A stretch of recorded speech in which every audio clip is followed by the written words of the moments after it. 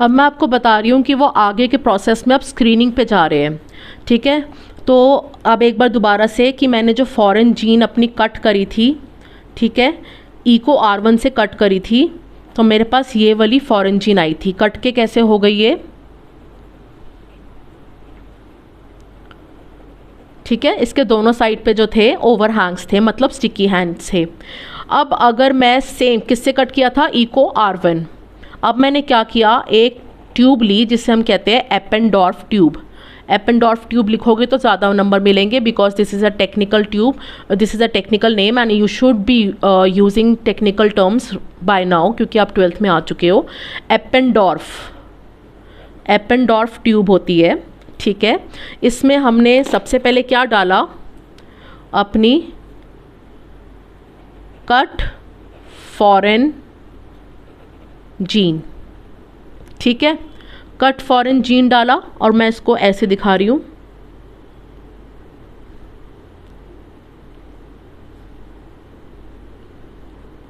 About hundreds में डाला होगा मैंने तो, लेकिन मैं आपको अभी यहाँ पे 3 मॉलिक्यूल्स दिखा रही हूँ। उसके बाद आपने इसके अंदर डाला प्लाज्मिड, जो कि ये था, ठीक है। उसके बाद आपने डाला वो रेस्ट्रिक्शन एंजाइम जिससे आपने फॉरेन जीन को कट किया था, Eco R1, so that sticky ends जो प्रोड्यूस होंगे प्लाज्मिड में और जो स्टिकी एंड्स प्रोड्यूस हुए हैं फॉरेन जीन में, they are complementary to each other and so they can easily ligate, मतलब बाइंड कर जाएंगे। लेकिन फिर भी अगर कुछ प्रॉब्लम होती है तो मैं इसके अंदर उसके लिए DNA लाइगेज डाल देती हूँ। ओके, तो मैंने DNA लाइगेज भी डाल दिया इसके अंदर। नाउ मेरा होस्ट भी है, मेरे प्लाज्मिड्स भी है। होस्ट, यस होस्ट डालना रह गया था, तो मैंने इसके अंदर आपके ई कोलाई होस्ट डाल दिए, ठीक है। तो अब ये एपेंडॉर्फ ट्यूब कुछ ऐसे दिखेगी। इसके अंदर मेरे होस्ट होंगे ई कोलाई, ठीक है। मेरी फॉरेन जीन होगी जिसको मैं ऐसे ही बता रही हूँ, स्टिकी एंड्स नहीं दिखा रही अभी, ठीक है। और कुछ मेरे प्लाज्मिड्स होंगे, ओके।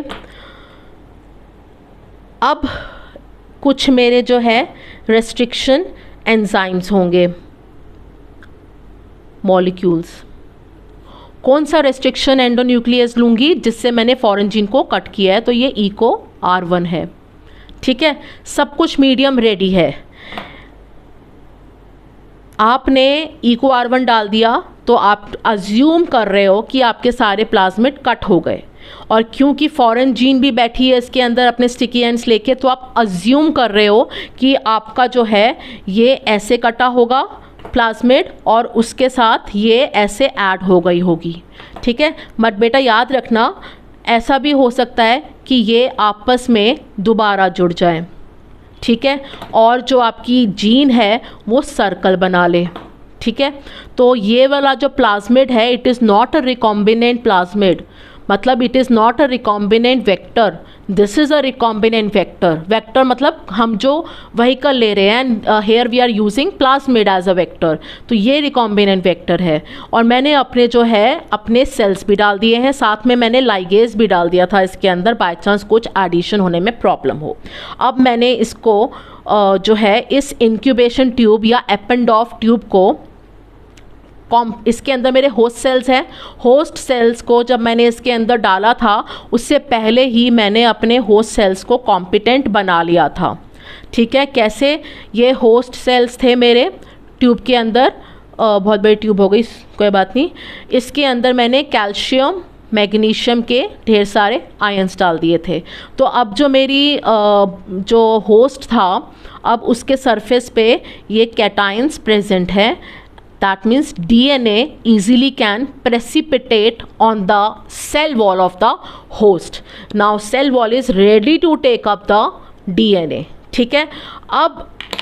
अब मैं इस एपेंडॉर्फ ट्यूब को राइट इंक्यूबेशन टेम्परेचर पे रखूँगी, ठीक है, जिससे लाइगेज वगैरह ज्वाइन कर जाए सब कुछ 30 मिनट्स के लिए। उसके बाद मैं इसको एक ट्रांसफॉर्मेशन टेक्निक दूंगी। ये मेरी ट्यूब है, ठीक है, इसको मैं हीट शॉक मेथड दे रही हूँ। हीट शॉक के लिए पहले इसको रखूँगी 0 डिग्री सेल्सियस पे, फिर इसको रखूँगी 42 डिग्री सेल्सियस पे, कितने मिनट के लिए, 2 मिनट्स के अंदर, फिर इसको मैं रखूँगी 0 डिग्री सेल्सियस के अंदर।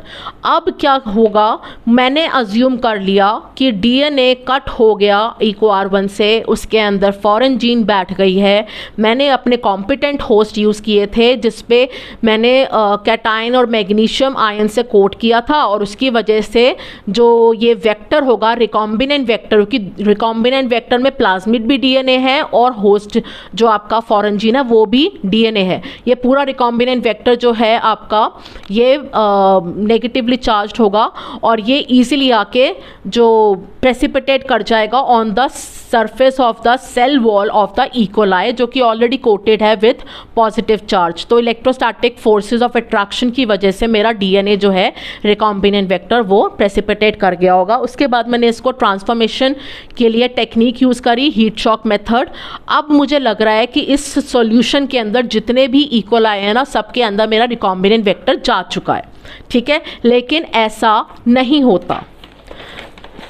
अब क्या होगा, आप एक कल्चर प्लेट लोगे, ठीक है, यूजुअली पेट्री डिश होती है वो, ठीक है, इसके अंदर आप अपने होस्ट का ना कल्चर कराओगे स्क्रीनिंग के लिए। आपने आइसोलेट किया था, यहाँ पे जो स्टेप्स हमने देखे थे वो स्टेप्स थे हमारे, हमने आइसोलेशन किया of both plasmid and the foreign gene, ठीक है। उसके बाद मैंने इंसर्ट किया foreign gene into plasmid Eppendorf tube में।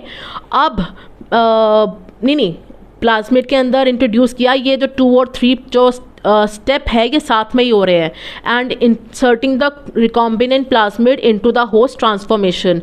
मैंने प्लाज्मिड को बिना कट किए ही डाल दिया था विद अपना फॉरेन जीन। तो मैंने 30 मिनट्स के लिए उसको राइट टेम्परेचर, ऑप्टिमम टेम्परेचर पे मैंने उसको इंक्यूबेट किया, ये सोच के कि अब ये फॉरेन जीन जो है इंसर्ट हो गई है किसके अंदर, वेक्टर के अंदर।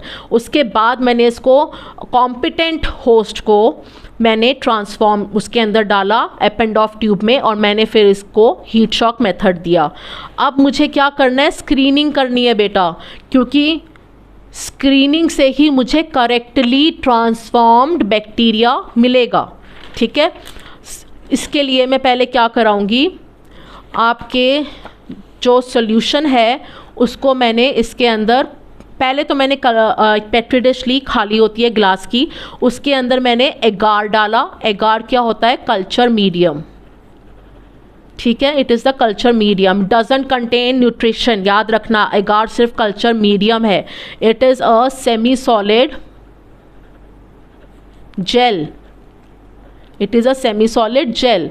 ये जेल जो है लिक्विड में भी कन्वर्ट हो सकती है, ज़रा सा हीट करोगे इसको तो ये लिक्विड में कन्वर्ट हो जाएगी। तो what you do is you take agar, ठीक है, and then melt it in oven होता है आपका, उसके अंदर आप उसको मेल्ट कर लेते हो एक फ्लास्क के अंदर, ठीक है। उस फ्लास्क के अंदर आपका एगार मेल्टेड है और आप उसके अंदर जितना भी न्यूट्रिशन डालना चाहते हो वो डाल देते हो।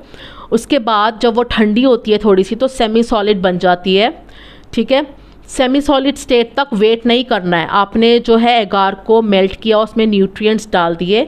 अब ये एक थिक फ्लूइड होता है, इसको आपने कल्चर प्लेट पे इजीली डाल दिया, ठीक है, पूरा कल्चर प्लेट भर दिया। अब now you will wait for the agar to cool. अब ये सेमी सॉलिड बन जाएगी, ठीक है।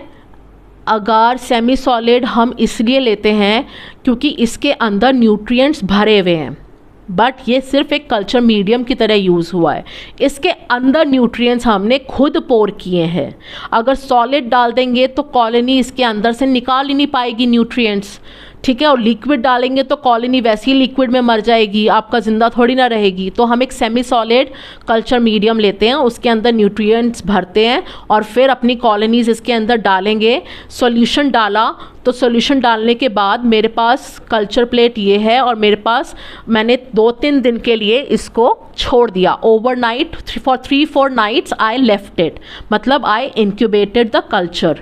ठीक है, वो सारा जो लिक्विड था ना उसमें भरी हुई थी हमारी कॉलोनीज, अबाउट 1000 कॉलोनीज होंगी, 1000 इकोलाई होंगे, क्योंकि भी नेकेड आप इकोलाई 4-5 अगर आप चाहो कि मैं 4-5 डाल दूँ एप एंड ऑफ ट्यूब में पीछे वाली, तो 4-5 ऐसे आप डाल नहीं सकते हो,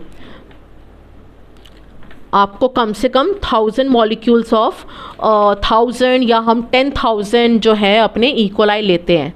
ठीक है, अगर आप एक नीडल भी प्रेस करते हो ना इसके ऊपर, तो आपकी नीडल पे भी जो आपके इकोलाई आते हैं ना, कम से कम 1000-2000 इकोलाई आते हैं। ठीक है, तो आपने क्या किया, छोटी छोटी सी कॉलोनीज़ आई थी, आपने उसको 2-3 दिन के लिए रखा और अब ये कॉलोनीज़ जो है बड़ी बड़ी बन चुकी है। एगार में अगर आप देखोगे तो थोड़ा सा उभराव आपको दिखेगा। ठीक है, कलर्ड नहीं होती है लेकिन उभराव होता है, तो हमें पता चल जाता है कि we have obtained the colonies. ठीक है, इस कल्चर प्लेट जो होता है वो बिल्कुल ट्रांसपेरेंट होता है, तो हम क्या करते हैं पीछे से परमानेंट मार्कर लेके इनकी लेबलिंग कर देते हैं कॉलोनीज़ की। इसको मैंने 1 दिया, इसको 2, 3, 4, 5, 6 एंड 7। ठीक है, ये मैंने जो है अभी कर दिया। अब मुझे करनी है स्क्रीनिंग। तो स्क्रीनिंग के केस में ना कई कॉलोनीज़ ऐसी होंगी, एक कॉलोनी ऐसी होगी जिसके अंदर जीनोमिक डीएनए तो है लेकिन कोई प्लाज्मिड ही नहीं गया, तो फर्स्ट केस हमारे पास आएगा प्लाज्मिड नहीं गया। सेकंड केस की कॉलोनीज़ कुछ ऐसी आएंगी जिसके अंदर जीनोमिक डीएनए तो है लेकिन प्लाज्मिड भी है। ठीक है, प्लाज्मिड है बट फॉरेन जीन नहीं है। दैट मीन्स इसके अंदर, इस सेकेंड केस के अंदर हमारे पास प्लाज्मिड गया है, रिकॉम्बिनेंट प्लाज्मिड नहीं गया। ठीक है, फिर थर्ड हमारे पास जीनोमिक डीएनए भी है और हमारे पास जो प्लाज्मिड गया है वो रिकॉम्बिनेंट प्लाज्मिड गया है। दैट मीन्स इसके अंदर रिकॉम्बिनेंट वेक्टर गया है। Okay, right. इस और इस केस में ट्रांसफॉर्मेशन हुई क्योंकि हमने जो बाहर जो प्लाज्मिड ले रखा था वो प्रेसिपिटेट किया सेल वॉल के ऊपर और फिर वो अंदर आ गया। क्यों अंदर आया? क्योंकि मैंने इसको हीट शॉक मेथड दिया था। सडन टेम्परेचर चेंज की वजह से a few you can say the cell wall becomes more permeable. ठीक है, उसकी वजह से जो है आपका फॉरेन डीएनए अंदर चला जाता है। मेरा खाली जो मैंने प्लाज्मिड लिया है वो किसी और बैक्टीरिया का लिया है, अपनी मर्जी से मैंने चूज़ किया है, तो वो अगर इकोलाई के अंदर गया है, बेशक मेरी अपनी जीन नहीं गई लेकिन ये भी ट्रांसफॉर्मेशन का केस है। और जिसके अंदर मेरा प्लाज्मिड फॉरेन जीन को लेके अंदर गया है ये भी ट्रांसफॉर्मेशन का जो है ये भी ट्रांसफॉर्मेशन ही कहलाएगी। तो ये ट्रांसफॉर्मेशन नहीं है केस 1, लेकिन केस 2 एंड केस 3 जो है वो आपके ट्रांसफॉर्मेशन शो कर रहे हैं, मतलब this is also transformed colony. ठीक है, और ये जो है this is also transformed colony. But हुआ क्या है, this transformed colony it is incorrectly transformed. Incorrectly मतलब इसके अंदर फॉरेन जीन नहीं गई है, मतलब ओनली प्लाज्मिड गया है। और इसका क्या होगा, this colony is correctly transformed. ठीक है, अब मैं आ रही हूँ स्क्रीनिंग कैसे करते हैं। मैंने अपना वेक्टर यूज़ किया PBR322। ठीक है, ये फॉरेन वेक्टर था ना, ये फॉरेन प्लाज्मिड था, मतलब फॉरेन वेक्टर था। अगर ये आर्टिफिशियली बनाया गया था लैब के अंदर, अगर मैंने इसको इसके अंदर केस 2 वाले इकोलाई के अंदर डाला है तो ये भी तो फॉरेन है इकोलाई के लिए, तो ट्रांसफॉर्मेशन मैंने इसलिए बोला है। बट इनकरेक्टली ट्रांसफॉर्म ये इसलिए क्योंकि हमारे मतलब की जीन नहीं गई उसके अंदर। ठीक है, अब PBR322 है क्या? ये एक आर्टिफिशियल प्लाज्मिड है जो कि लैब में बनाया था। पीस फॉर प्लाज्मिड BR, यहाँ पे जो BR होता है ये साइंटिस्ट का नेम है जिन्होंने बनाया था। एक साइंटिस्ट थे बॉलिवर, एक साइंटिस्ट थे रॉड्रिग्वेज। ठीक है, 2 साइंटिस्ट थे आपके। और 322 नंबर पे इसको आइसोलेट किया गया था, ठीक है, बनाया गया था या आइसोलेट किया गया था। अब ये जो मेरा PBr 322 है, ये आपको एज इट इज़ लर्न करना है, मेरे को नहीं लर्न करना, सिर्फ आपको लर्न करना है, क्योंकि CBSE में 2 मार्क्स का डायरेक्ट क्वेश्चन आ जाता है। और इनफैक्ट आपके नीट के अंदर भी लेबलिंग मांगी जाती है, इसके अंदर ABCD ये क्या है, ठीक है। तो मेरा जो PBr 322 है प्लाज्मिड है, तो डबल स्ट्रैंडेड सर्कुलर हो गया, ठीक है। वेक्टर की तरह यूज़ कर रहे हैं, दैट मीन्स इसके अंदर ओराई है, और इसके साथ के साथ इसके अंदर 2 सिलेक्टेबल मार्कर्स भी होंगे, क्योंकि एटलीस्ट 2 सिलेक्टेबल मार्कर्स होने चाहिए। जो ये मार्कर है, ये जो सिलेक्टेबल मार्कर है, सिलेक्टेबल मार्कर्स जो होती हैं वो यूजुअली एंटीबायोटिक रेजिस्टेंट जीन्स होती हैं। तो ये वाला जो मार्कर है it is tetracycline resistance gene, मतलब टेट्रासाइक्लिन, अगर आप इस इकोलाई को टेट्रासाइक्लिन एंटीबायोटिक मीडियम के अंदर रखोगे तो ये ज़िंदा रह जाएगा। क्यों? जैसे ही टेट्रासाइक्लिन अंदर आएगी, ये जीन जो है एक प्रोटीन प्रोड्यूस करेगी, और वो प्रोटीन जो है टेट्रासाइक्लिन एंटीबायोटिक को कट कर देगा, ठीक है। ऐसा एक हुआ सिलेक्टेबल मार्कर, और एक सिलेक्टेबल मार्कर आपका यहाँ पे आता है, ठीक है, PBr 322 के डायग्राम में। इसे कहते हैं एम्पिसिलिन रेजिस्टेंस जीन। DNA है तो ऑब्वियसली इसके अंदर जो भी होगा वो DNA होगा, और अगर कोई DNA प्रोटीन बना रहा है तो उससे हम कहेंगे वो जीन है, ठीक है। और आए है इसके साथ में यहाँ पे एक रॉप जीन होती है, ठीक है। रॉप जीन जो होती है इसका फंक्शन होता है to maintain high copy number of plasmid, ठीक है। That is high copy number of plasmid, that is it helps in replication. बार बार रेप्लिकेट कराएगी तो हाई कॉपी नंबर होगा। वो प्लाज्मिड एक बार के बाद 2 बार ओराई से उसने रेप्लिकेशन कर लिया, वो तीसरी बार चौथी बार नहीं करना चाहता, लेकिन उसके पास रॉप जीन है तो वो उसे कहेगी तुम तीसरी बार भी रेप्लिकेट करो, चौथी बार भी रेप्लिकेट करो, 5वीं बार भी रेप्लिकेट करो, क्योंकि मुझे तुम्हारा हाई कॉपी नंबर रखना है, ठीक है। रॉप जीन के बारे में भी मैंने बता दिया। हर सिलेक्टेबल मार्कर के अंदर एक MCS होती है। MCS मैंने आपको बताया था ना, MCS वो होती है जिसके अंदर recognition sequence and restriction site of many different enzymes होते हैं, ठीक है। सपोजिडली, अब ये मैं सपोजिडली कर रही हूँ, मुझे नहीं पता एम्पिसिलिन के अंदर कौन कौन से है। एम्पिसिलिन के अंदर जो एक रेस्ट्रिक्शन साइट होती है वो होती है PVU1 की।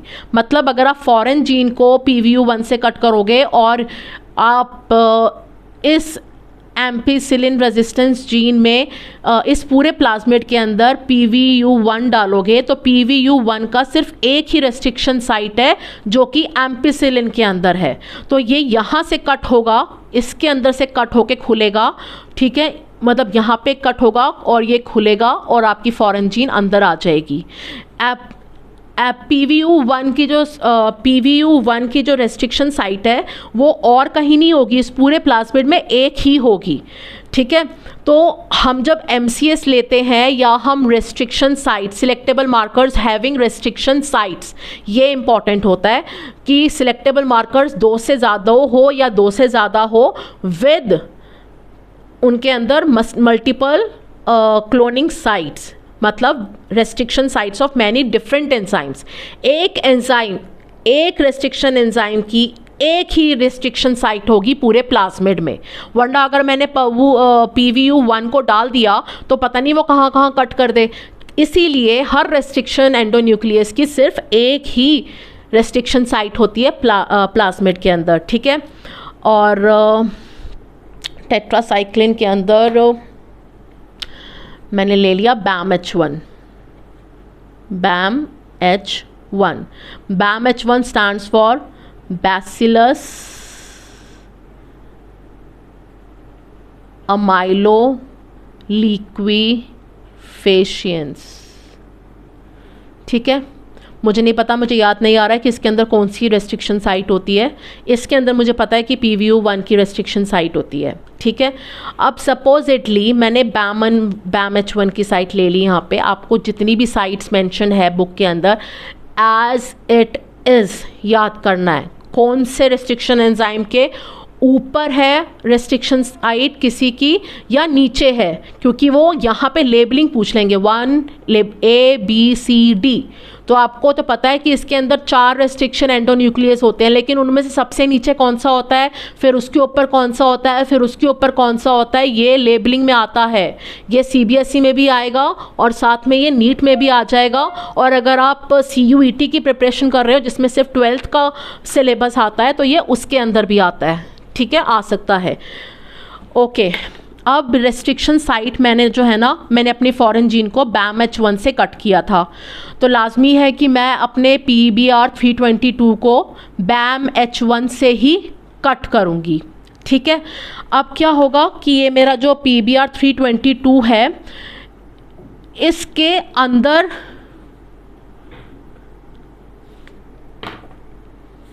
ये आपकी एम्पिसिलिन रेजिस्टेंस जीन, ठीक है, ये आपका ओराए,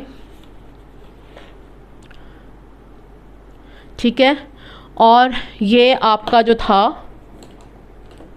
फॉरेन जीन आ गई इसके अंदर। और किसके अंदर आई है,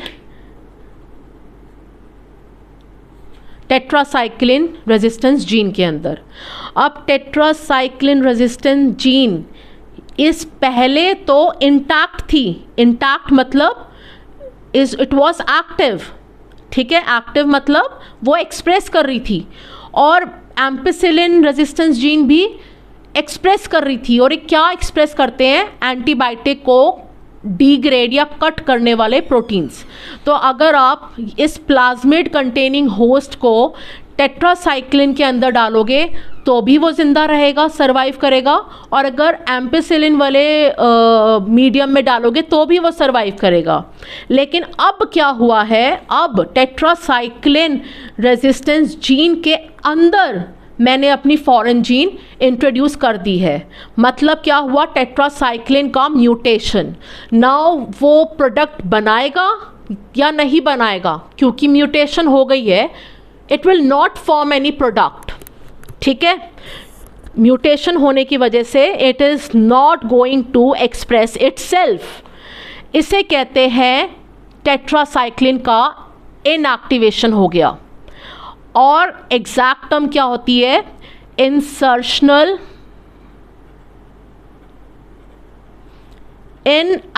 inactivation.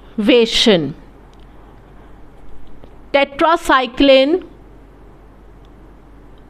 underwent insertional inactivation, or tetracycline gene got insertionally inactivated because of insertion of foreign gene into its sequence, ठीक है।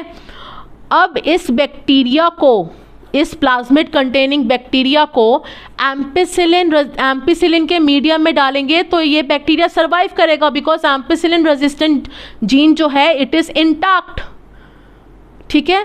बट अगर इसको टेट्रासाइक्लिन एंटीबायोटिक के मीडियम में डालोगे तो ये मर जाएगा।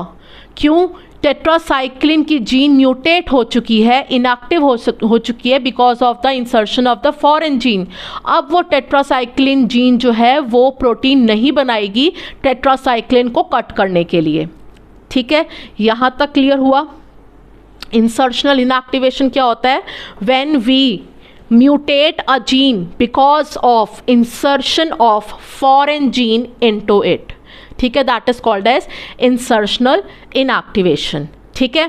तो मैं यही तो कर रही थी उस एपेंडॉफ ट्यूब में। मैंने आपके इंटैक्ट क्या किया था, मैंने उसके अंदर आपका एपेंडॉफ ट्यूब ली थी, इसके अंदर मैंने आपके इंटैक्ट प्लाज्मिड डाल दिए थे, ठीक है, और इसके अंदर जो है मैंने अपनी जीन भी डाली थी, और साथ में मैंने क्या लिया था, एंजाइम। पहले EcoR1 लिया था, अब मैंने क्या लिया है, BAM-H1, क्योंकि मैंने अपनी फॉरेन जीन को BAM-H1 से ही काटा है।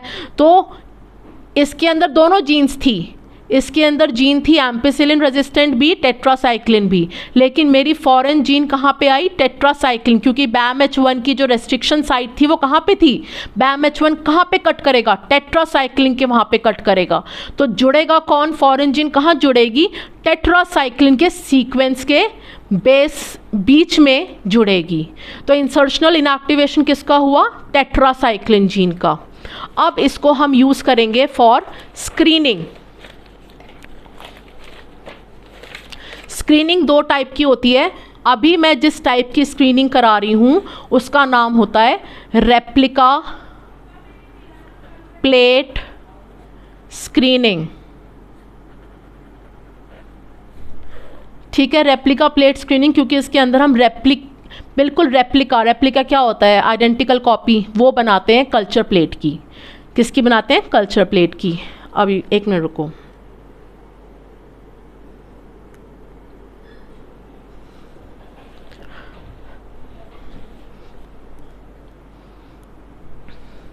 अब ये जो रेप्लिका प्लेट स्क्रीनिंग है ये 2 स्टेप्स की होती है।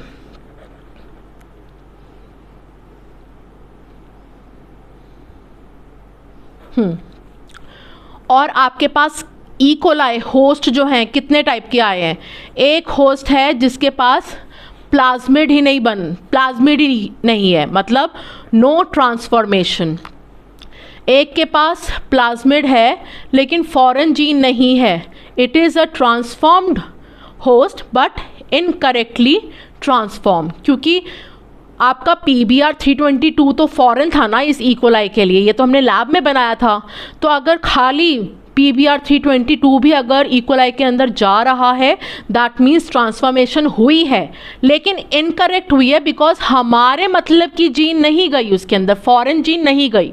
ठीक है, ओनली प्लाज्मिड या only vector went inside the host, so transformation हुई है। It is a transformed E. coli but incorrectly transformed because recombinant vector नहीं गया था। अब तीसरी केस ये हो सकता है कि हमारा जो प्लाज्मिड गया है, कौन सा प्लाज्मिड गया है? रिकॉम्बिनेंट प्लाज्मिड गया है, मतलब रिकॉम्बिनेंट वेक्टर गया है। So this is also transformed, इसे भी हम ट्रांसफॉर्म्ड होस्ट कहेंगे, but this is correctly transform. So out of 2 cases 2 case ऐसे थे जो कि ट्रांसफॉर्म्ड थे, एक इनकरेक्टली एक करेक्टली। ठीक है, अब स्क्रीनिंग करनी है हमको। ओके, सो मैंने अपनी पेट्री डिश ली, उसमें मैंने इनको कल्चर कराया था, नंबर डाला था 1 2 3 4 एंड 5। इसके अंदर मैंने सबसे पहले कौन सी एंटीबायोटिक डाली? एम्पिसिलिन। ठीक है, एम्पिसिलिन डालने की वजह से जिसके अंदर एम्पिसिलिन गया ही नहीं था, जिसके अंदर एम्पिसिलिन गया ही नहीं था, वो वाली कॉलोनीज मर गई, अनट्रांसफॉर्म्ड कॉलोनीज डाइड। ठीक है, ये सरवाइव कर गई 1 2 3 क्योंकि इनके अंदर प्लाज्मिड गया है। अब मुझे ये सिलेक्ट करना है कि प्लाज्मिड क्या फॉरेन जीन के साथ गया है या अकेला ही चला गया है। ठीक है, तो मैं अब इसकी रेप्लिका प्लेट बनाऊंगी, मतलब एक प्लेट ली, अगार कल्चर मीडियम डाला, उसके अंदर न्यूट्रिएंट्स थे। Agar is only used as a culture medium, not for nutrition, याद रखना।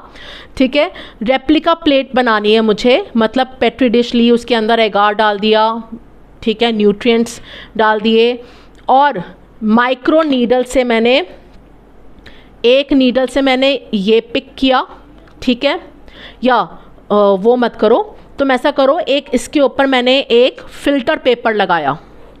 This is my filter paper.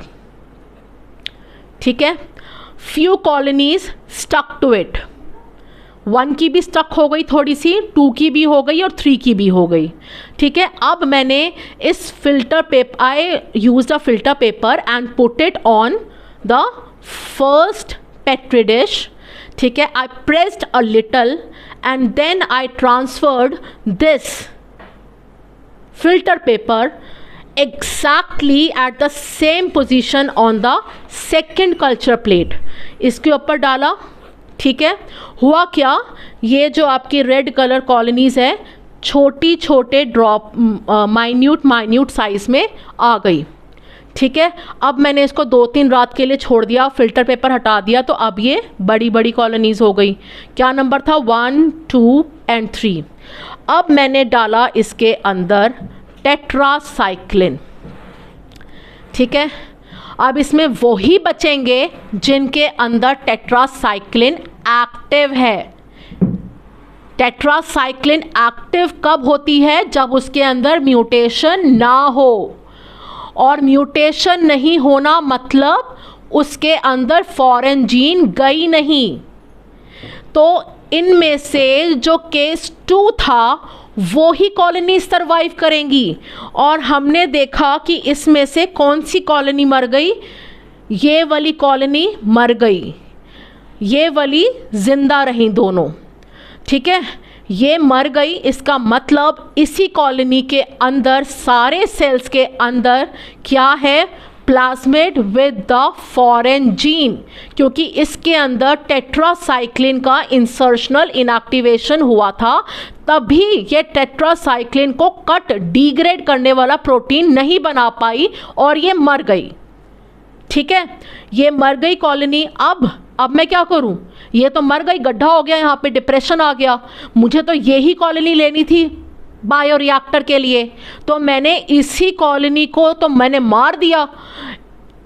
अब मैं बताती हूँ कि फर्स्ट और सेकंड कल्चर प्लेट बनाने का फ़ायदा क्या था, रेप्लिका क्यों बनाया था हमने, because on the second culture plate जब हम टेट्रासाइक्लिन डालेंगे तो हमारी जो करेक्टली ट्रांसफॉर्म्ड कॉलोनीज़ है, ये तीनों ट्रांसफॉर्म्ड है, वरना ये एम्पिसिलिन के बेसिस, एम्पिसिलिन के प्रेजेंस में नहीं मर जाती हैं, तो ये थी अनट्रांसफॉर्म्ड, ये है दोनों तीनों ट्रांसफॉर्म्ड। मुझे पता करना है करेक्टली ट्रांसफॉर्म्ड कौन है, तो मैंने टेट्रासाइक्लिन डाल दिया।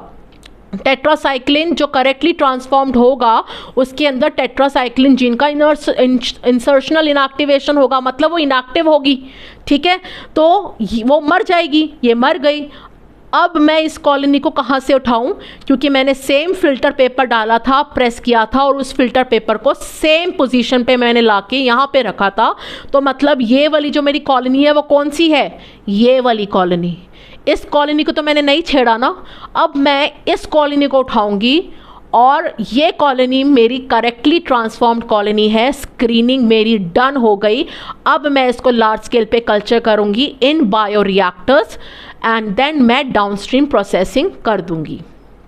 अभी मैंने एक टाइप की स्क्रीनिंग आपको बता दी, रेप्लिका प्लेट स्क्रीनिंग, जिसके अंदर हम रेप्लिका बनाते हैं कल्चर प्लेट का। इसमें मैंने अपनी कॉलोनीज़ को ग्रो कराया, ठीक है, उनको नंबर दे दिया, फिर मैंने उसके अंदर वो वाली एंटीबायोटिक डाली जो कि इंटैक्ट थी, जिसके अंदर मैंने जिसको टारगेट ही नहीं किया है, मैंने तो BAMH1 लिया है, और वो कौन सी टारगेटेड जीन है, टेट्रासाइक्लिन। तो जो मेरी जिसके अंदर मेरा जो मैंने टारगेट ही नहीं करी है जीन, मैं वो वाली एंटीबायोटिक डालूंगी इसके अंदर।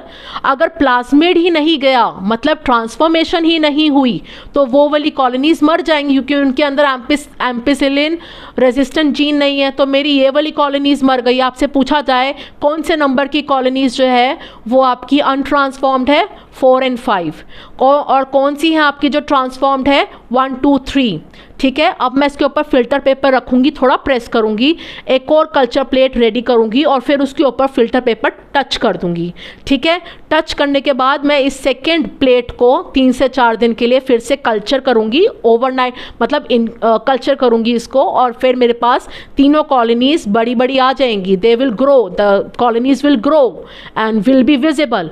अब मैं इसके अंदर वो एंटीबायोटिक डालूंगी जिसके अंदर मैंने अपनी फॉरेन जीन डाली थी, मतलब जो मेरी टारगेट थी। मैंने टेट्रासाइक्लिन डाली, ठीक है। अब टेट्रासाइक्लिन के प्रेजेंस में वही कॉलोनीज़ ग्रो करेंगी, सरवाइव करेंगी, जिसके अंदर फॉरेन जीन नहीं गई, और जिसके अंदर फॉरेन जीन गई है उस जीन उस कॉलोनी के अंदर टेट्रासाइक्लिन तो इनएक्टिव हो चुकी है, वो मर जाएगी। तो कौन सी मरी मेरी, ये वाली मर गई। ठीक है, अब मर गई तो मैं इसको कहाँ से लूँ, जब मरी गई है तो कलेक्ट कहाँ से करूँ, इसकी फर्स्ट रेप्लिका से।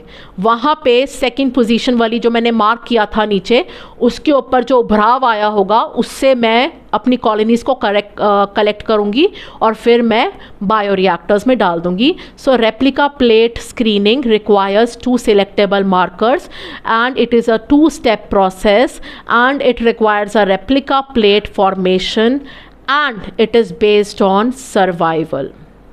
कौन सी स्क्रीनिंग है जो बेस्ड ऑन सर्वाइवल है, based on survival. Both cases के अंदर हम सर्वाइवल ही देख रहे हैं। ठीक है, फर्स्ट प्लेट के अंदर जो सर्वाइव करी वो कौन सी थी, जिनके अंदर ट्रांसफॉर्मेशन हुई थी बट इनकरेक्टली। सेकेंड रेप्लिका में कौन सी कॉलोनीज सर्वाइव करी, जो इनकरेक्टली ट्रांसफॉर्म्ड हुई थी। मरी कौन सी, जो कि करेक्टली ट्रांसफॉर्म हुई थी। ठीक है, तो आपसे ये दोनों बना देंगे और पांचों में से पूछेंगे कि ये दोनों तो मर गई। ठीक है, एम्पेसिलिन की प्रेजेंस में। तो बताओ कि why did they die, because they were untransformed, because no plasmid entered into them and so they couldn't degrade the antibiotic. ठीक है, और रीज़न पूछेंगे जो सर्वाइव करी है वो क्यों सर्वाइव करी है, because they are transformed colonies, they contain the plasmid. ठीक है, अब सेकेंड रेप्लिका प्लेट जो मैंने बनाया है इसमें मैं टेट्रासाइक्लिन डालूंगी। फिर वो आपसे पूछेंगे कि इनमें से second died colony, why did it die, because in that the plasmid was carrying the foreign gene present in the tetracycline gene.